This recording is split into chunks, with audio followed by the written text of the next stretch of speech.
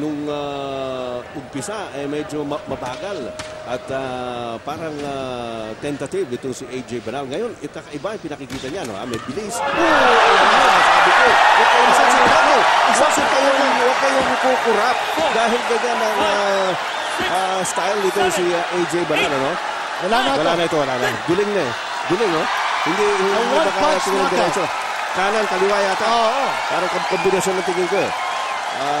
Makikita natin sa instant ayan ang sinasabi natin. Dito sinasabi ko. Plastado ang kalaban eh. Pagka pinabugsak ka ni AJ Banal, malamang at sa malamang, medyo matatagalan ka para makarecover. Kumrit 3K battery tried to get up. Pero nakita natin, his eyes were crossed.